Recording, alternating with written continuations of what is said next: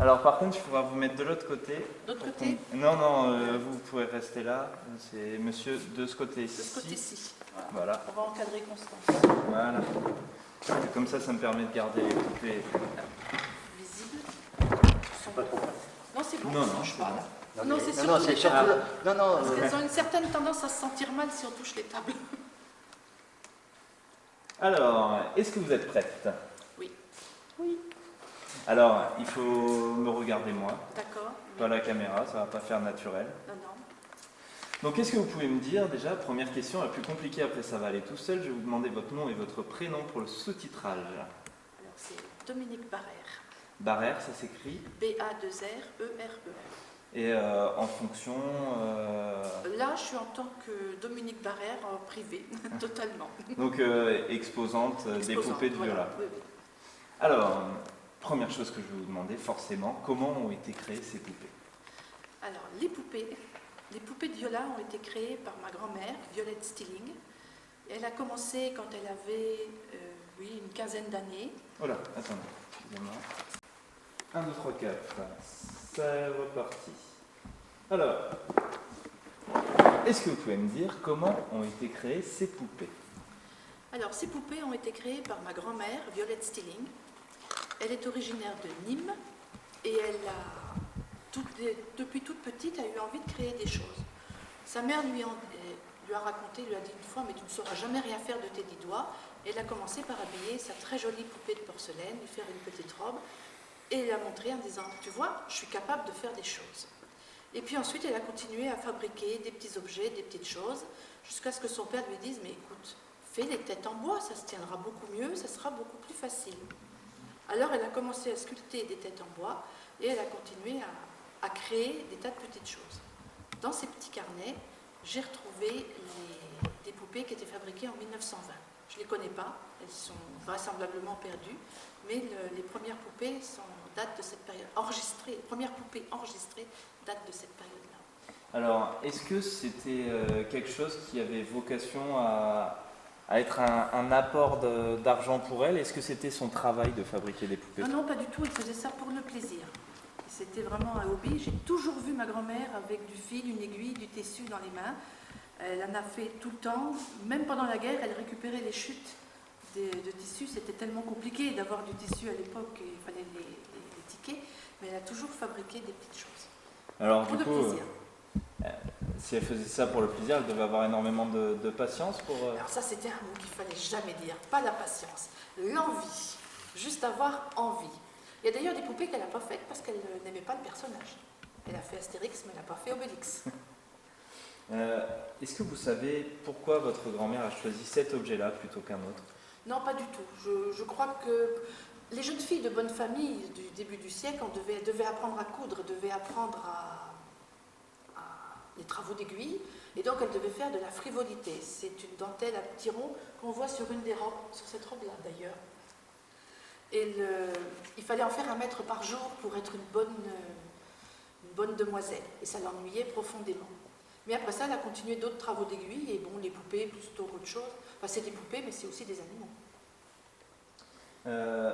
Pour vous, pas pour vous, on ne va pas y arriver encore, on va continuer avant. Que représentent les différents costumes qu'on voit sur ces poupées? Alors, les costumes, on a trois grands thèmes.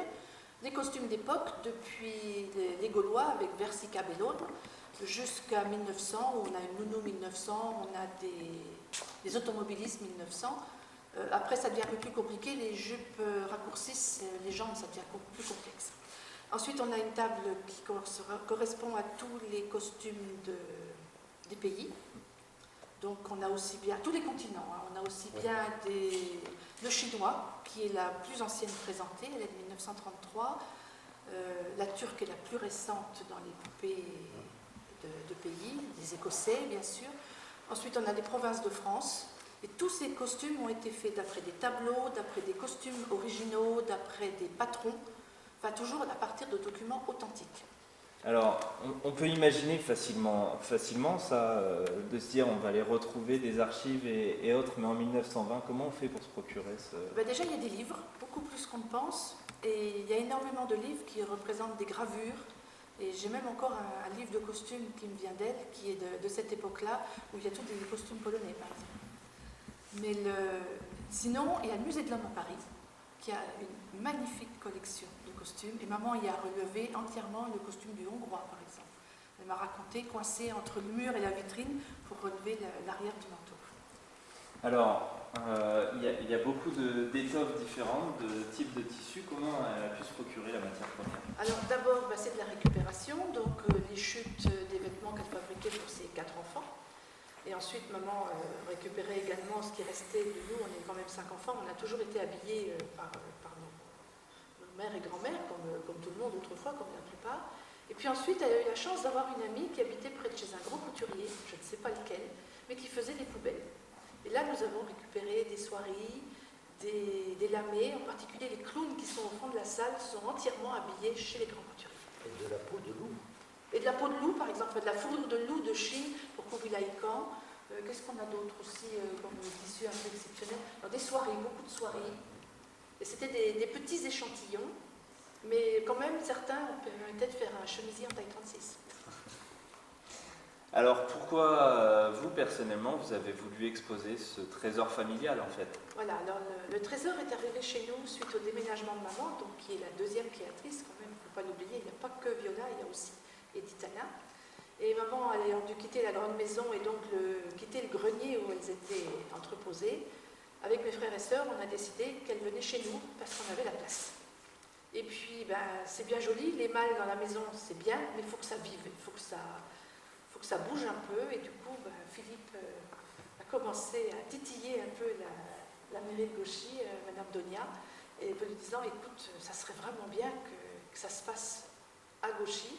Et puis on voulait surtout que maman voie qu'on avait vraiment envie d'en faire quelque chose. Alors elle espérait être là, mais malheureusement elle n'a pas pu venir, elle habite à Lisieux. Mais on voulait vraiment continuer à faire vivre, et on espère continuer à faire vivre les poupées.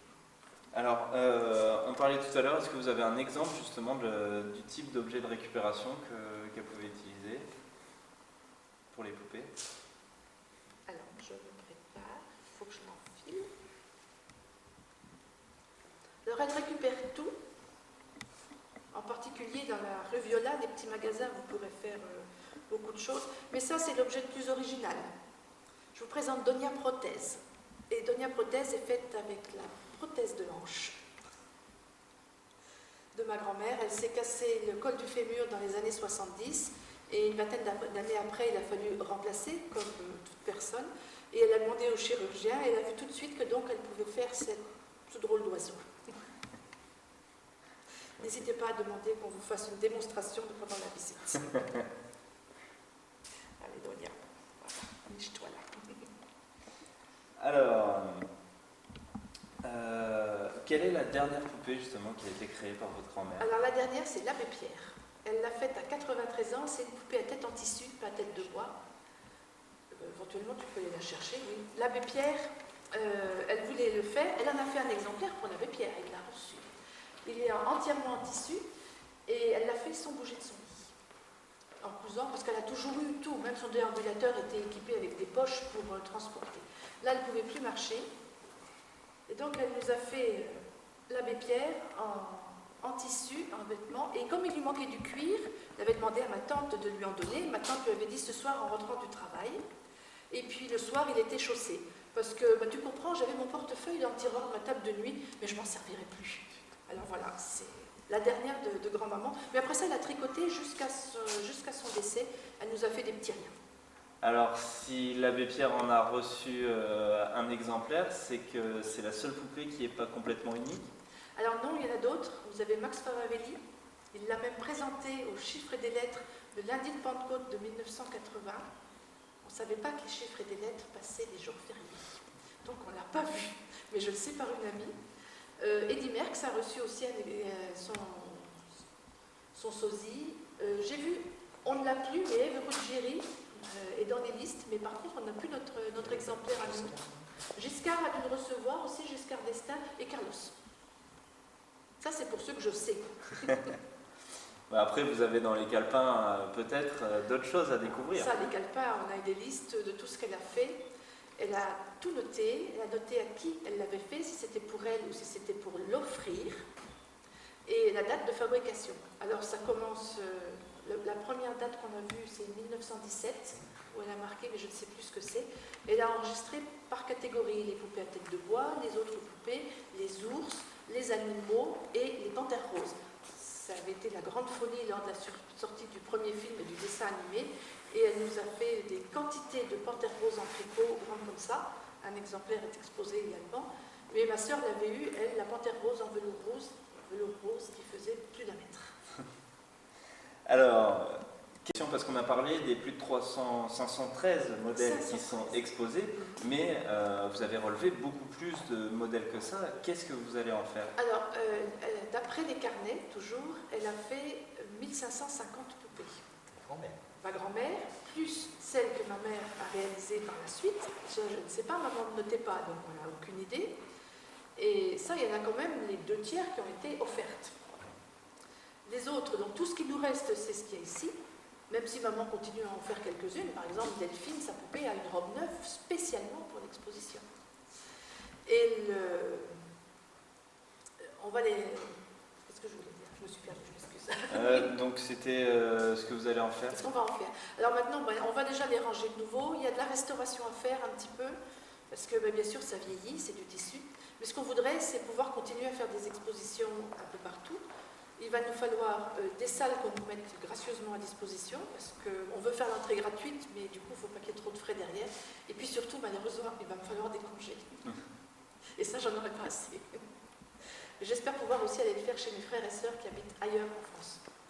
Alors, on va rentrer dans quelque chose d'un petit peu plus personnel. Quelle importance ces poupées ont-elles pour vous, et quel message elles passent aujourd'hui à travers vous, à travers le travail de Viola, justement? Les poupées font partie de la famille.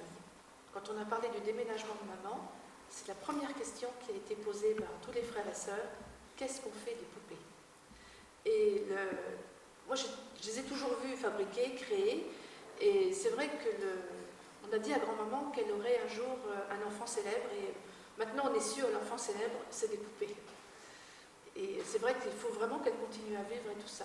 Oui, c'est des membres de la famille. D'ailleurs, il y en a quelques-unes, mon mari râle tout le temps parce que je parle d'Argile, c'est l'Écossais, je parle de Nonote, c'est la Normande de Coutances, parce que je les connais plus par leur prénom. Je ne connais pas tous les prénoms, mais je les connais plus par leur prénom que par ce qu'elles représentent. Lui, il est tombé dedans il y a 35 ans, il est devenu un peu fou des poupées aussi. Il s'intéresse à tout ce qui est technique, c'est lui quand même qui les installe sur les supports. Et puis il fait les réparations techniques et tout ça, mais très vite il a accroché et ça a toujours beaucoup amusé toute la famille. Mais je sais que mes beaux-frères et belles-sœurs aussi aiment beaucoup les poupées de Viola. Alors si vous deviez choisir une seule poupée, laquelle vous choisiriez? Et pourquoi? Voilà, ma préférée, j'ai toujours aimé, c'est Gabrielle d'Estrée, le couple Henri II, qui est dans la série Époque. Elle a une très belle robe noire, elle porte un vertugadin, c'est une plaque en bois qu'on avait autour de la taille pour faire bien tomber la robe. Et puis le corset, bien sûr, puisqu'à l'époque on mettait des corsets. Et celle-là, je ne sais pas pourquoi, ça a toujours été ma préférée. Son visage est joli, je trouve que sa coiffure est très belle, elle est pleine de pierreries. Et puis il y en a une seconde qui est tout à fait exceptionnelle, puisqu'elle va avoir 54 ans l'an prochain. C'est nous, mon ours en peluche. Parce que bien sûr, j'ai eu un ours en peluche maison, mais j'ai quand même demandé un jour une poupée en plastique avec des vrais cheveux pour pouvoir la coiffer. La laine, ça marche pas bien. Alors, quel souvenir justement vous voudriez garder de cette collection? Quel souvenir, oh là là. La collection elle-même, parce que les différentes salles où on a pu la mettre, bon là ici la MCL c'est une merveille, c'est une grande salle, c'est bien. Il y a 9 ans, on était dans l'abbaye de la Celle-sur-Belle, en Poitou. C'est pareil, c'était une salle vaste où on pouvait vraiment circuler autour des tables, on pouvait aller voir le devant et le dos des personnages. Mais c'est vraiment, c'est un ensemble, on a du mal à avoir des petites choses, même si certains objets ce sont mes jouets. Dans les petits magasins, le fleuriste, il est à moi. J'ai joué avec quand j'étais petite. La maison de lutin, on avait le droit de jouer avec quand les frères et sœurs étaient à l'école, parce que comme ça on était tout seul, on ne risquait pas d'abîmer. Constance, qui est derrière moi, c'était la poupée de ma grand-mère, je jouais avec quand j'allais chez elle. Je pouvais l'habiller, la déshabiller, changer toutes les robes que je voulais. Mais ça, je jouais comme ça, j'avais une dizaine d'années.